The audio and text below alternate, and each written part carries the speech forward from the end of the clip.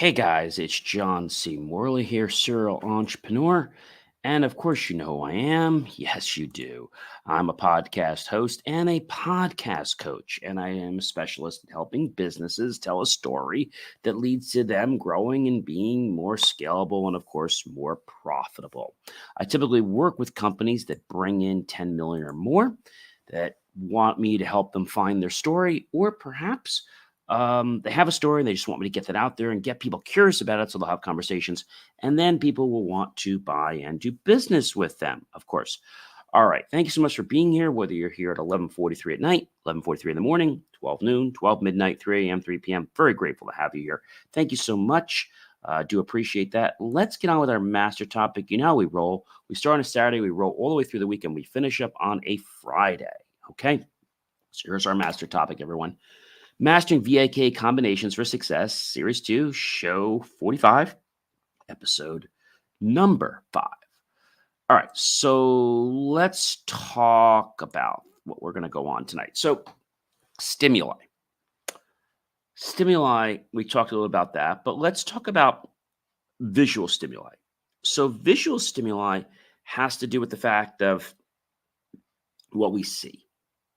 So, things that can, let's say, captivate our eyes are going to be colors, light, dark, right?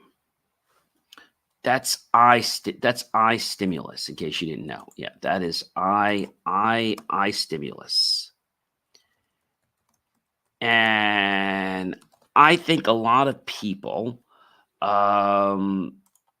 don't quite understand the fact that our senses are extremely powerful.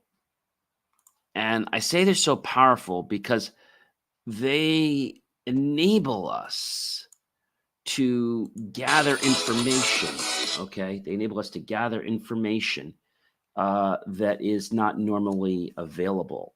I think that's probably the most important thing. And what I want to tell you is that making a choice, okay? Making a choice to be able to use the stimuli from your eye and things around us, I think that's really, really important. Very, very important. And I'll tell you that you might be saying to me, John, this doesn't make sense, but I'm here to tell you that it absolutely does make sense in a way that you probably wouldn't understand it. And the reason I say this to you is that it's something that is very, very interesting. And I will tell you that people oftentimes don't get what stimulus means. But it basically is something that, we get data from, right? So our eye is basically one of our sensors in the body. And so an eye picks up different types of information that can help us understand our surroundings. So let's think about that for just a moment. What do our eyes, let's say, report back to the brain? So the images basically that get back to our brain are from the light waves that are in our world. Okay. And our eyes and our brain, in this sense, they're not complicated because the image gets seen, it gets reflected back, and then we see that image, right? The brain is able to do something with it. But images are extremely important. I mean, very, very important. And so what I mean by that is that an eye is a sensor, okay? A sensor that helps us to understand and to dive into what it is that we want in life, okay? That's how our eyes work. Our eyes are able to share with us what's here and transform that into our brain, into our mind. And so by doing that, it's like we're able to get this picture of what the world is at the current moment. So, what are some things, or let's talk about this, what are some pleasing things to share with our eyes? Let's think about that. So, that would be things that are visually appealing or aesthetically pleasing to the eye. There could be things like art, right? There could be loved ones, right? Um, there could be nature, right?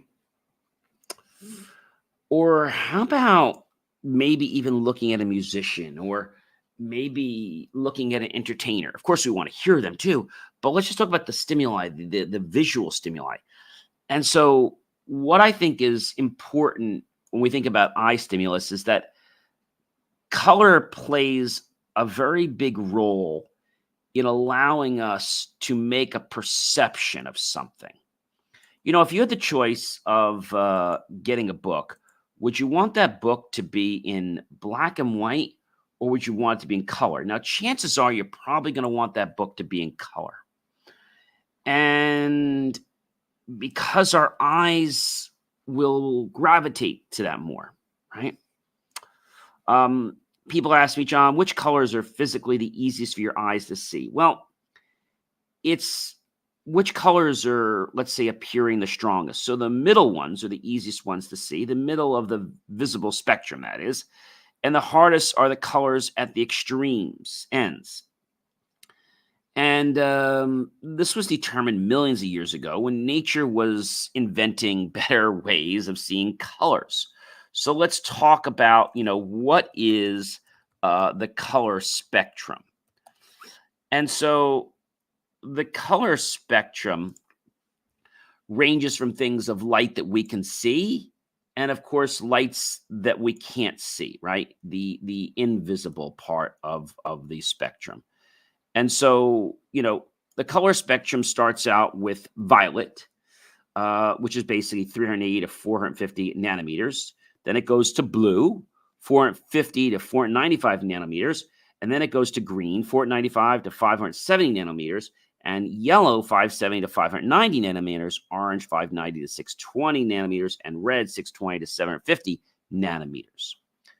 So that should probably give you, I guess, an indication of how our brain, reacts.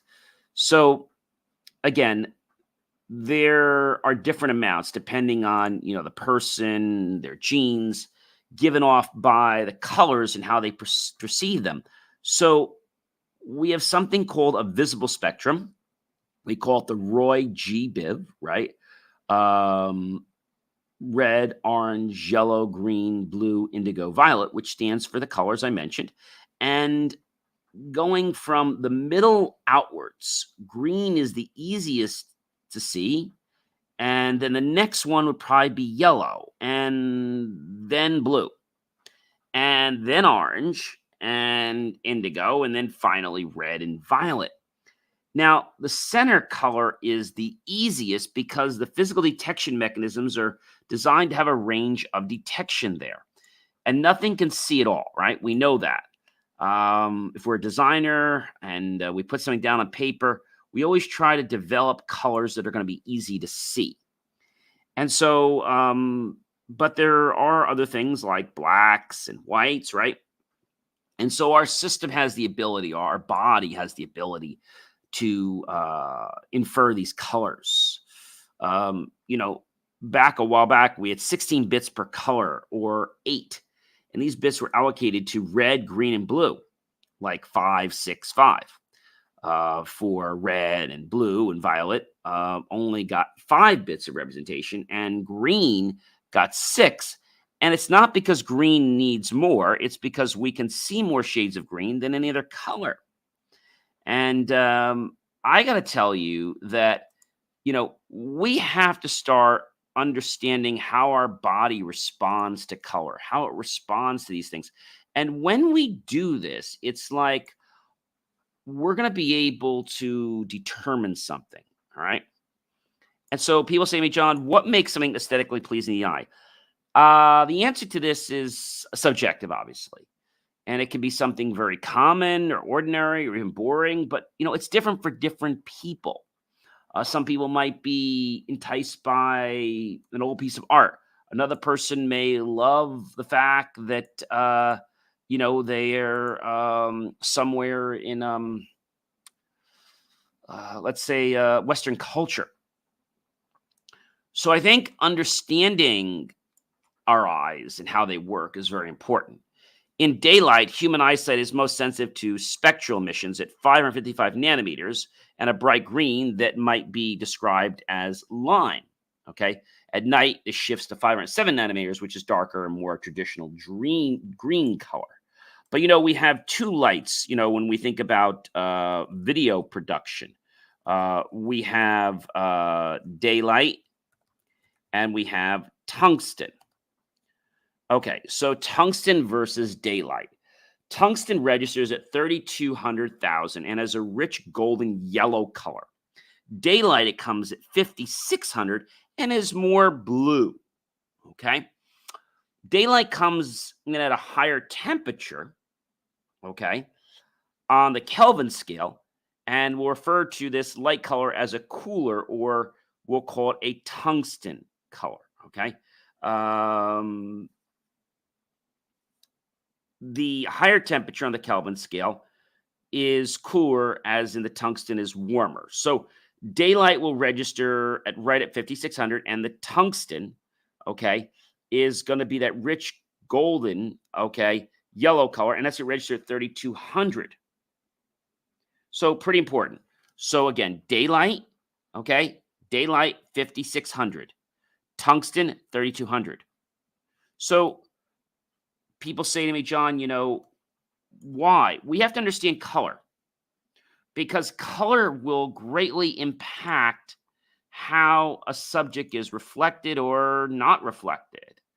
Sometimes if we have the wrong color, we won't see anything.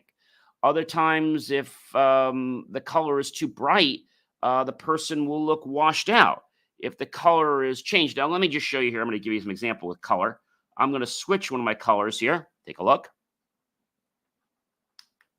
So you'll notice that my face changed with the changing of the color. And there's a different color, right? And there's another color. So color does affect a lot. The other thing I want to talk about is the other sense we have, which is an auditory stimulus. So auditory stimulus is a little bit easier. Auditory is the things we hear. But I also want to share with you something else. Auditory is also what we don't hear. Let me say that again.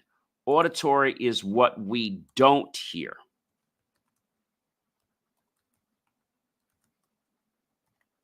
Does that make sense to everyone?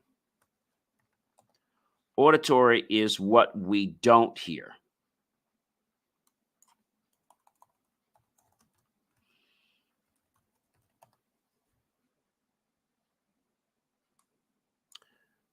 So what we don't hear is interesting, right? And knowing that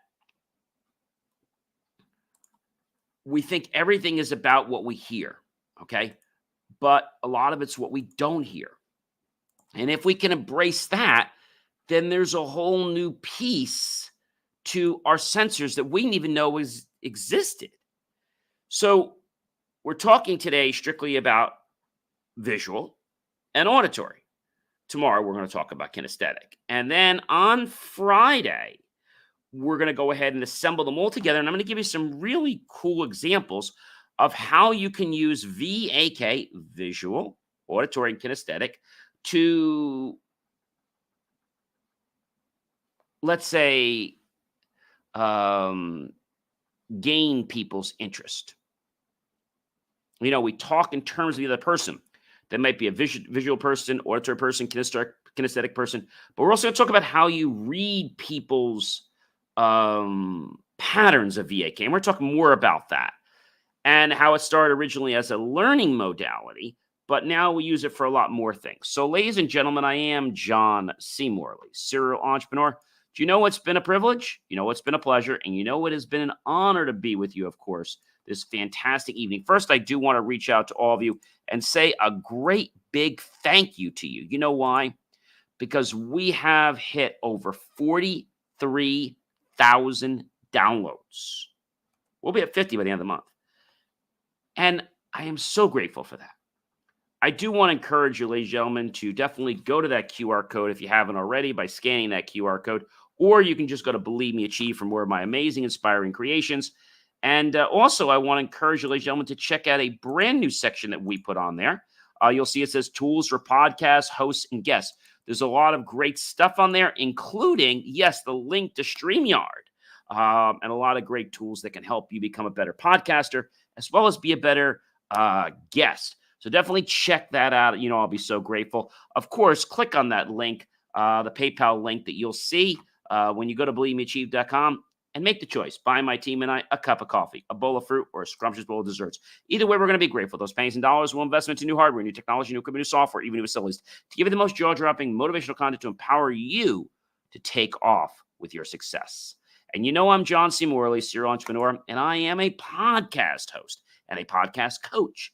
And I specialize in helping businesses tell a story that leads to them growing and being more scalable and, of course, more profitable.